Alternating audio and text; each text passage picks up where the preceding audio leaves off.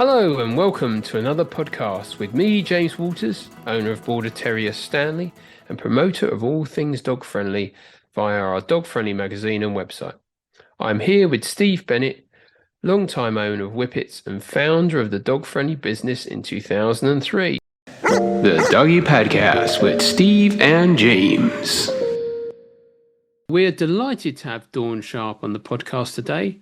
Dawn is one of the organisers of the annual dog festival at Goodwood in Hampshire, aptly named Goodwoof. Dawn has been helping to organise Goodwoof since 2022, and now in its fourth year it is set to be even bigger than ever. Today, Dawn will be explaining what is special about Goodwoof and why owners and their dogs should visit in May 2025. Steve, why do you think dog festivals are becoming so popular? There's quite a few of them, certainly set for 2025. I think the main reason that people enjoy these type of festivals is because it is somewhere you can go with your dogs, and you know that you're going to be around other people that also love dogs. I think it's defined as what I would say is a true family day out, and your dogs are part of the family. It's also a place to find out what's going on in the dog world. I have great fun going around all the stands to find out all the new products that have been launched, meeting some of the amazing charities that are often at these events. And even if you haven't got a dog, if you love dogs but can't have them for whatever reason, maybe due to personal circumstances, I think it's a bit like an adrenaline fix, spending time with so many dogs from just about every walk of life in a lovely environment. So, and also, of course, it's a commercial opportunity for businesses that work in that part of the market. So it's an all-round win. Yeah, and I think that I've noticed that the dog festivals are changing. It's not always the same. I think there's more activities for dogs, and there's more different things, different activities than there were before. So I think it's a kind of seeing what's going on in the dog world, and also what new things are happening in the dog world and activities. So Dawn, welcome. Thank you for coming on the Dog Friendly podcast today. You're very welcome. Looking forward to it. So tell us a little bit about yourself, Dawn, how you got into the Goodwood Festival, and what is your connection with dogs? Well, thank you. Yes, I'm on the planning team for Goodwoof. And actually, we did a very small version of this back in 2006. It was very small indeed. We've got a members clubhouse at Goodwood called the Kennels. And that used to be where the Charlton Hunt used to hang out back in the 1700s. And we thought, hey, let's do a dog event, given that it's the Kennels. And we did a little one in 2006, and we aligned with Battersea Cats and Dogs Home.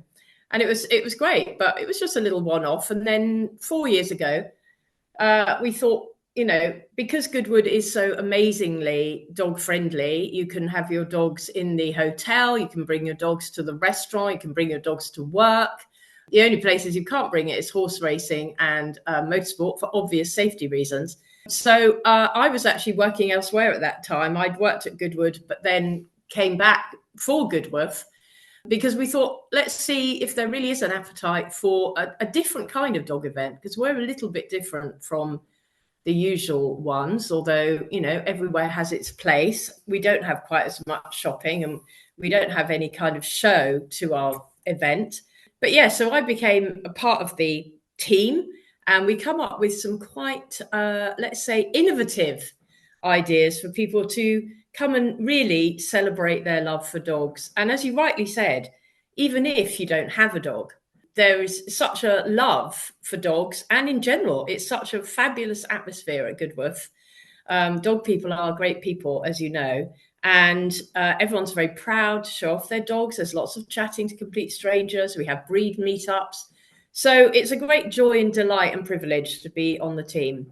So there's dogs around Goodwoof all the time. So in where you work. Oh, that's right. People can bring their dogs to work. I don't actually have a dog myself, but there are dogs aplenty at Goodwood, under the desks, in every office I go to. There are dogs. There are dogs everywhere at Goodwood.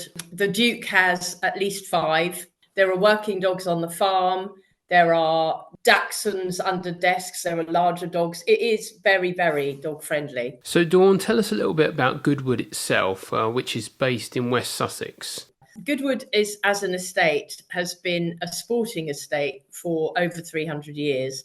The first Duke was very into hunting. That's why he actually bought a house where Goodwood is now. And the Charlton Hunt was the Manchester United, or perhaps I should say Manchester City these days, of sport with dogs. And it became a very fashionable place to be.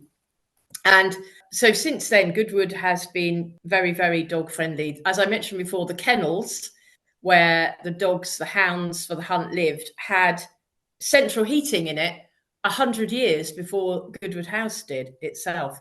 So they were very pampered dogs.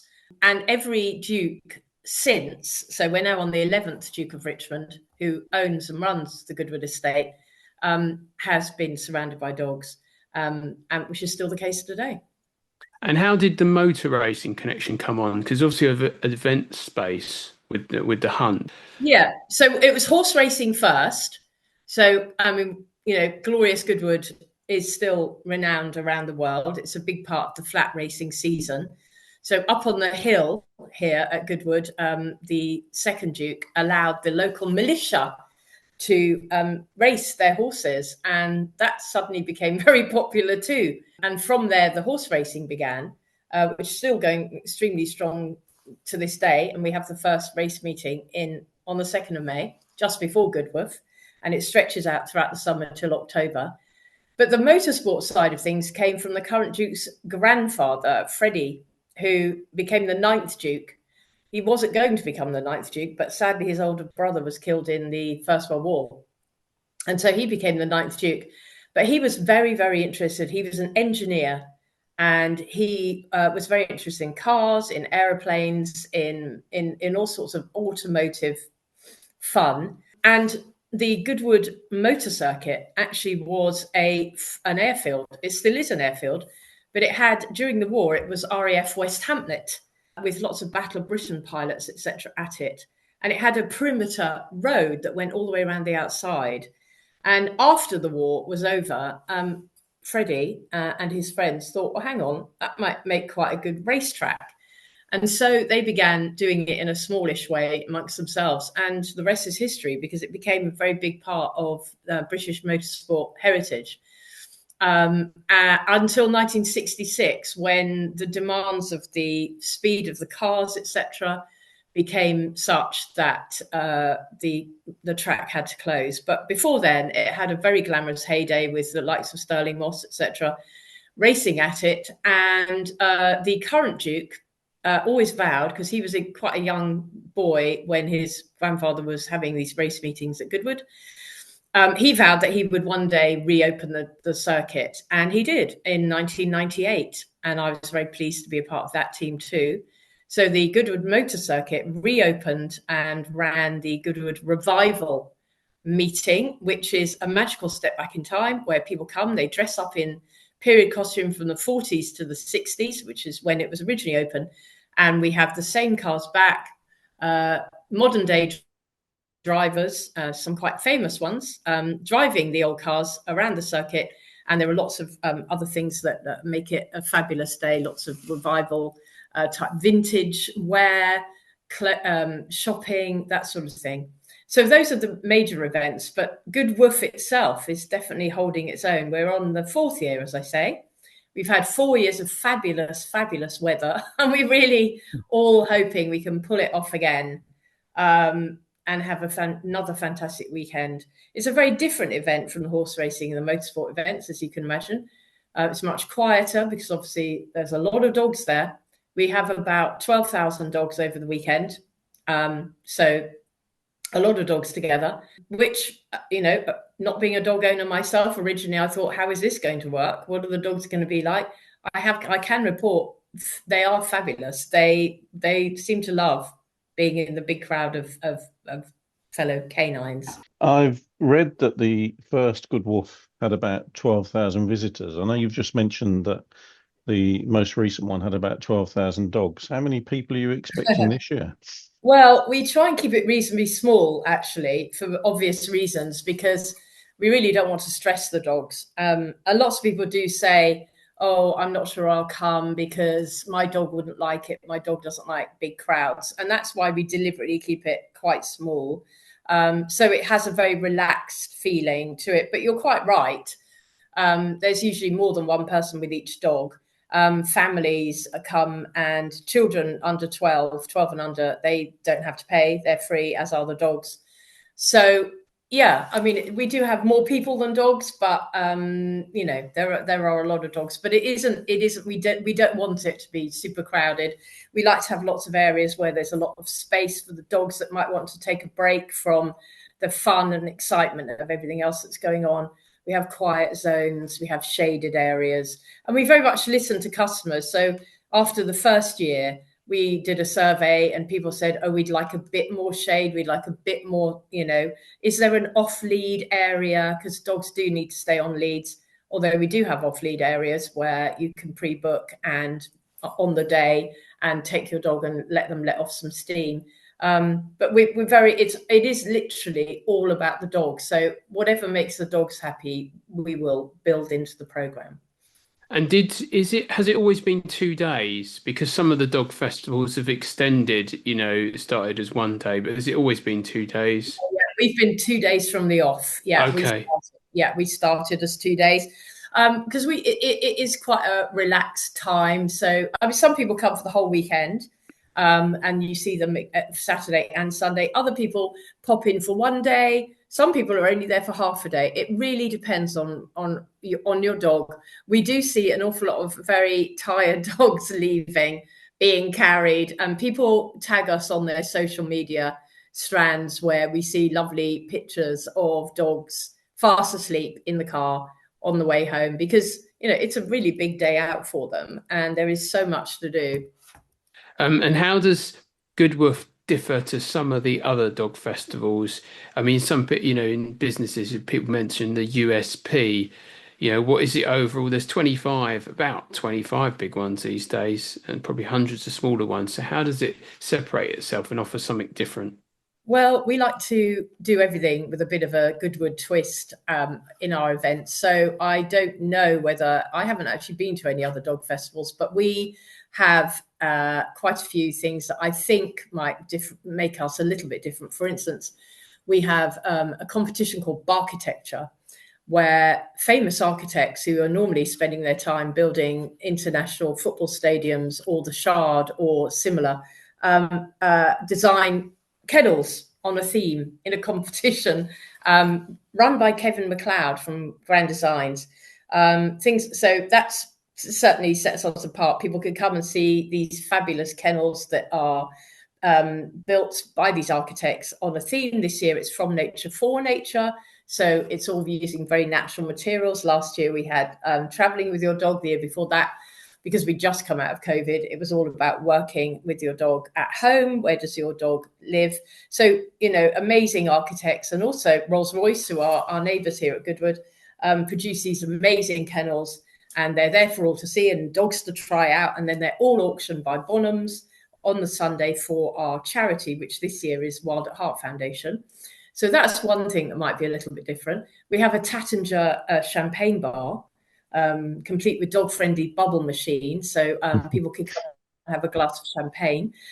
We have people called Norland Nannies, GNAW, Norland Nannies, who you can hand your dog over to, and they're all highly trained dog walkers, and they will take your dog off your hands while you have said glass of champagne, if that's what you want. All right. Randox have a health studio. So Randox, who very much look after people's health. We have a health studio where people can come with their dogs. It's a very quiet, calming area. And they do doga, so yoga with their dogs. They have Reiki, sound bathing. So again, you've got a lovely, calm area. But then on the other hand, we also have top competitors in sheepdog trials. So all the top ones that represent usually teams that represent England, represent Wales, Scotland, and Europe come and compete in our field and trail area, and gun dogs scurries. We have an extremely taxing, if you ask me, although people come very ready to do this, competition called of Canicross, where I don't know if you know that, but where very, very fit people run with their dogs. We have Canny Scoot as well and Canny Bike. And last year we had Olympians taking part in that. So I think that might be unusual. We also have a thing called Literary Corner, which is another oasis of calm where you can have a sit down in the shade. And famous authors and famous people read from famous authors' work on a dog theme. So this year we're absolutely thrilled to say that we've got Sir Michael Morpurgo coming to Literary Corner, and he's only coming to us at the Hay Festival. And he's got a new book out called Cobweb, which is all about a very feisty corgi set in Napoleonic times. So he's going to be reading pieces from that, talking about his general love of dogs. We've got Claire Baldwin, who everyone knows loves dogs, has written endless books about dogs for children and adults. Hugh Bonneville will be there reading. And we've also got comedian Russell Kane, who people may or may not know is extremely dog friendly. He's got 2 chihuahuas, actually. And he also cats and stick insects and all sorts. And he's got a book called Pet Selector, which is all about, for children, teaching them how to choose their next best friend, basically. Choosing your dog for its personality to match your own. So those are just a few of the small things. But we also have a woodland walk, which is dotted along the way with dog astrologers, dog tarot card readers. I did say it was all about the dog. And we also have Fido's Lido, which is, as the name suggests, a large area of safe and shallow and clean, to start with, water, where dogs, it's like a water cooler for dogs. They all meet there. They have a little dip in Fido's Lido. You can see them all meeting and greeting. We have lifeguards there. And we have a Fortnum and Mason picnic area. And a general high street for shopping, which is incorporating lots of shops, by the way, not just Fortnum and Mason. We have, as you rightly say, shops for, which people may have seen at other dog festivals, for lovely accessories for your dogs. And one of our lead sponsors is Mars Pet Care. So we have an enormous wellness centre there where people can go all day and listen to the experts talk about behaviour, about nutrition. There are guide dogs, so there are sniffer dogs, there are dogs that sniff out cancer and other illnesses, and you can talk completely free of charge. This is all in the entrance fee about, my dog's diet, my dog's behavior. I can't, get them to go in the car, whatever. So you've got experts on hand all day as well, that you can literally ask all the questions you may have. And as you said before, people often come to Goodwoof who don't have a dog or who have had a dog and are thinking, shall I get another one? And they come to see, what breed would suit them best, maybe advice on taking your puppy home. And for those who have lost a dog, we have a thing called the Ruby Tree, which is very lovely. And we just started this last year and people really, really appreciated it. The Duke lost his precious dog, Ruby, a few years ago. And so we named it after her. And it's literally a tree where people come and write messages on labels to their dog to remember their dog. So their dog can also come to Goodwoof, who is no longer with us. And all of the labels are tied onto the tree and people come and have a moment of quiet. There's a little garden there. So hopefully we've thought of every aspect of dog ownership. Yes, what I'd say, Dawn, is there's an aspect of traditional, while there's or new themed activities like the wellness activities. There's also the traditional and newer sports like Canicross. You've got Canicross coming through, but you've got sheepdog trials. So it's a bit like a combination of the past and the new together, isn't it? Yeah. And we've also got flyball. We've got all the top flyball teams coming. A lot of them have just been at Crufts, I believe, and so they're all coming to compete. And as you know, we have a go area where experts teach you how to teach your dog and you how to train your dog to have fun with things. Lots of agility work and that sort of thing. And one of our most popular, we didn't realise this would be our most popular, but it really is. We have a competition called the 50-metre dash. and dogs of all different sizes compete against the clock in their own categories, and there are prizes at the end, quite nice prizes actually, where the dog obviously runs for 50 meters against the clock, and people cheer them on. It's like the horse racing actually for dogs, but they're not competing against another dog, they're just running for the love of it, and it is hilarious and lovely to see tiny little dogs racing down the 50 meters dash. And then obviously we do get the greyhounds and whippets who are down in a flash. And then the other thing that might set us apart is we have another competition called Chien Charmant, which is not a beauty competition. It's a celebration of the bond between dogs and their owners. And people can enter online now. And they appear in front of a panel of judges. But as I say, it's not about what they look like. It's not about what the dog looks like. It's about just that fabulous bond that they have with their dog, and they win some lovely prizes. And one thing I must mention is that every year we have a sort of celebrated breed, and this year it's the Dachshund, and the breed parade opens the event each day. So we've got people signing up now online on our website. I think we've got about 500 Dachshunds on the Saturday and Sunday that will be parading down behind a band from Goodwood House to open the event each morning. And that is a sight to behold. We can't wait to see the Dachshunds. First year we had Spaniels. Second year we had Poodles. Last year we had Labradors, which, as you can imagine, the parade went on for quite some time because a lot of people have Labradors. And this year it's going to be Dachshunds, and we can't wait to see that. And everybody loves watching that. That's a real sense of celebration as each day begins. And next year you're going to have Border Terriers, obviously, Dawn. We're not actually revealing quite what it's come on now. Year. But I would have say some influence. Funny that, and I hear a lot about this. People saying, "Can we have Schnauzer? Can we have?" Yeah, well, you've said it. You once you say, "Oh, it's the year," so people are going to request. I think it'll be our 5th year next year, and so we're going to have a little bit of a change. There's going to be a little bit of a twist. It won't be one specific breed, and that's all I'm saying on that subject. Okay.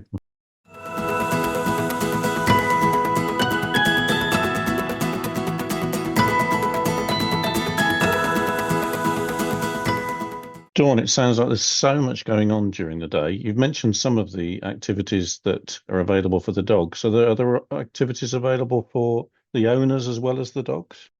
The human have-a-go activities. We have an amazing illustrator and writer of children's books called Rob Biddulph, and he has have-a-go illustrations. So easels are all set up in the have-a-go area. And he teaches everybody how to draw in his amazing style dogs, and everybody joins in with that. And the other thing you can have a go at, whether you're good at this or not, people do.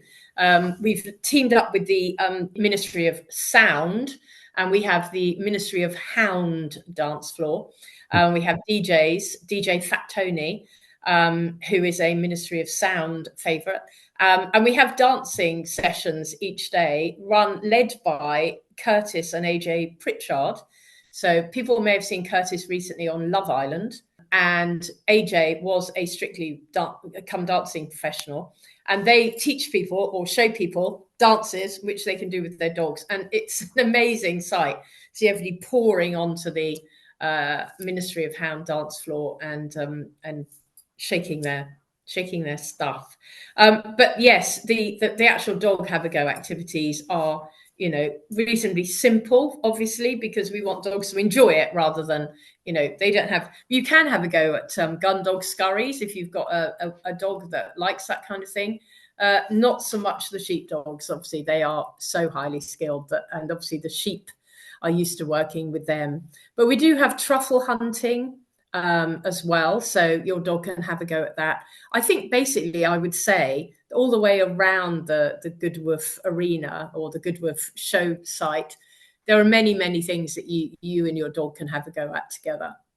So Dawn, a lot of these festivals are great, but are limited in off-lead areas. What's the opportunity? I think you've mentioned it earlier, but what are the opportunities for dogs to be off-lead at Goodwoof? Yeah, we've got an off-lead paddock. So on the day, people could go and book that in and then disappear and then come back for their timing.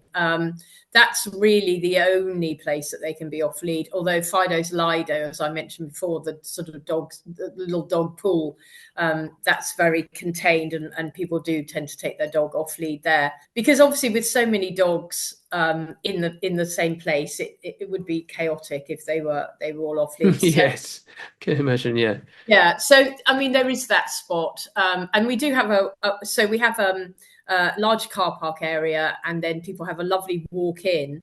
Or if they don't want to walk in, or they want to save their legs, we have a bark and ride shuttle. Of course we do, which is buses, which you can get in. But there's a lot of opportunity to take your dog away from the main activities that are going on.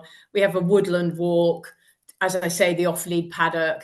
They can go back along the walk that they came in on. So although it is, please stay on your lead unless you're in the off-lead paddock, I think there are places you can take your dog to let them go a little bit more, a little bit further on the extending leads. You've mentioned on some of the quieter areas, obviously some people do have reactive dogs. Is it a no-no, do you think, to bring reactive dogs to the show? No, definitely. That you can definitely bring reactive dogs to Goodwoof. We've really worked hard to make areas that they would enjoy. As I say, we've got the woodland walk is, as the name suggests, all the way winds its way through the woods. It's never too busy. People, dip in and out of it. So that is a very quiet area you can take your dog. The health studio, the Randox Health Studio, is a very calming spot. Although there are other dogs there, everybody's very quiet. Everybody's very much, as I say, we've also got Reiki specialists there, dog massage specialists there. So if it did get too much for your dog, you can always go along there and your dog can calm down there. But we've also got other areas dotted around the place, picnic spots under shady trees. So it's quite an expansive site. So you can take your dog off, anytime. The field and trail area where the gun dogs and the sheepdog trials happen is a very wide open space. So if you felt that your dog was becoming overwhelmed, or you were worried about your dog in any way, there are plenty of places and plenty of shady places you can take your dog away from the fun. Many of these festivals can seem quite expensive for the visitor. Are there any early bird offers that you have? Yes, we have an early bird offer on at the moment, and actually it runs till the end of April, so it's not that early, because it's the event 17th and 18th of May. The thing we would say, it's so at the moment the early bird ticket gets you 15% off the full ticket price. The thing we would say about Goodwoof, though, is once you're in, other than your food and your drink, which obviously you could bring with you, you have nothing else to pay. All of the activities, all of the wellness talks, all the have a go, everything that you can possibly do there other than shop or eat is included in the ticket price. So at least you know what you're paying at the beginning, and you can have a full day without having to spend any more money at all. Dawn, if people are going to Goodwoof and staying overnight, as well as obviously being able to check the dog-friendly website for place to stay in the area, are there any other recommendations that you would give them on where to stay? Well, the Goodwood Hotel is very dog friendly, obviously, and that is right next to the site, but that does get quite busy. I think there are a lot of sort of tourism bodies in Chichester who are very geared up to dog friendly stays. Experience Sussex is another one. The Great Sussex Way. Those are great websites which have dog-friendly recommendations. There's an awful lot of the B&Bs in the area, campsites in the area, all of which are dog-friendly. So, Dawn, what is your favourite bit? If you'd have to pick out your favourite bit of Goodwoof, what would it be? Well, my personal favourite is Literary Corner, only because I'm an absolute book fiend. Seeing people like Michael Morpurgo, seeing James Middleton, his fantastic love of dogs, talking and sharing their words of their love of dogs. And then we have book signings and a chance to meet these authors. I absolutely love that. But I think my main overall overriding love of it is seeing the excitement and the pleasure on everyone's faces. I know that sounds very cliched and slightly saccharine, but dog people are amazing people. They're extremely friendly, very willing to get involved. I joked about the weather earlier, but I imagine even if the weather isn't as lovely as it has been, they'll still turn out. They'll still be there looking forward to a great day out with their dogs, because that's what dog people are like, I've learned. But I think overall, there's just so much going on. It's really hard to pick, other than Literary Corner, a favourite area, because everywhere you turn, there's something exciting and fun. Loads of people taking photos, as you can imagine. A great massive Snoopy kennel in the middle of the whole showground, with people taking photos with Snoopy, people having tattoos, people having their face painted. As I say, the sound of the piano coming out of the Tattinger champagne bar. We have bandstands, people having picnics, and it's just a very gentle, lovely, fun place to be, even if you don't bring a dog with you. Yeah, and it also seems like that you need to plan as well, because the activities, and there will be times around them. It does feel as well that you need to kind of think what you want to do on the day, because otherwise you could get there and some of the activities have happened. Yes, although they do sort of happen throughout the day. Obviously, people like the authors, they are at very set times, but all of the timetables will be going onto the Goodwood website very soon. As you can imagine, the timetable is the hardest thing to put together. As you rightly say, there's so much going on. There are so many things that are happening. I mean, even now, here we are 7 weeks away from the event. We're still coming up with new ideas, still booking people in. So yes, it is a good idea to have a look at the website first and think, what would I like to do? Who would I like to see? The Mars Wellness stage, as I mentioned before, with all the talks from the experts, that's another thing that you need to have a look at the timetable and think, I'm interested in finding out about this.